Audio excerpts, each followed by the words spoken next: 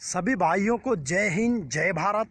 दोस्तों, आज सुबह में अखबार पढ़ रहा था तो अखबार पढ़ते पढ़ते मुझे एक ऐसी जानकारी मिली, एक ऐसी न्यूज़ मिली। उस न्यूज़ को पढ़ने के बाद मुझे एक हल्का सा धक्का भी लगा।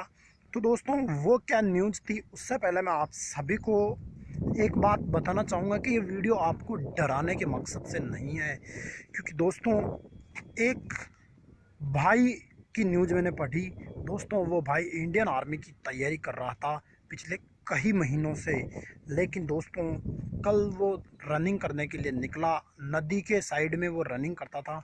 तो दोस्तों, रनिंग करने के लिए वो निकला और निकलने के बाद में लंबी रनिंग की, और लंबी रनिंग करने के बाद जैसे ही वो रुका, तो दोस्तों रुकने के बाद में ऐसा क्या हुआ कि वो अचानक बैठ गया, और बैठने के बाद में वो लेट गया, और लेटने के बाद में उसके जो साथी दोस्त थे रनिंग करने वाले, वो उसको हॉस्पिटल लेके गए। तो दोस्तों, हॉस्पिटल ले जाने के बाद में उसे मृत घोषित कर दिया गया। तो दोस्तों, इंडियन आर्मी की तैयारी करते हुए वो भाई शहीद हो गया। मैं उसको शहीद से कम नहीं मानता, क्योंकि दोस्तों, चाहे वो इंडियन आर्मी ज्वाइन नहीं कर पाया हो, लेकिन उसका मन साफ था और उसका लक्ष्य एक था।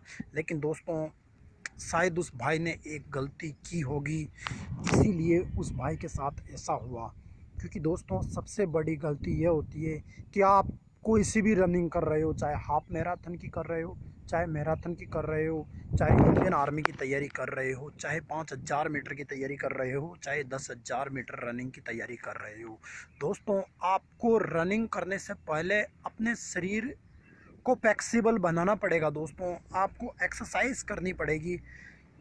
आपको रनिंग करने के बाद में कम से कम 1-1.5 घंटा एक्सरसाइज करनी पड़ेगी। क्योंकि दोस्तों, लंबी रनिंग करने से आपके शरीर में जकड़न आ जाती है, और अगर आप एक्सरसाइज नहीं करते हो तो वो जकड़न शरीर से बाहर नहीं निकलती है, और अगले दिन फिर आप रनिंग करने जाते हो तो अपनी मसल्स टाइट हो जाती है, और टाइट होने के बाद में आपका शरीर काम नहीं करता है, लेकिन फिर भी आप रनिंग कर जाते हो। दोस्तों, रनिंग करने के बाद में रनिंग भी हो जाती है, लेकिन कंटिन्यूटी आप रनिंग करोगे, कुछ भी एक्सरसाइज नहीं करोगे, तो दोस्तों आपके शरीर में उसका घातक इफेक्ट पड़ेगा। इसलिए दोस्तों, आप सभी से मैं ये कहना चाहूँगा, जो इंडियन आर्मी की तैयारी में लगे हुए हैं, विशेषकर उन बंदों को कहना चाहूँगा कि आप स्पीड से, तेज़ गति से रनिंग करते हो।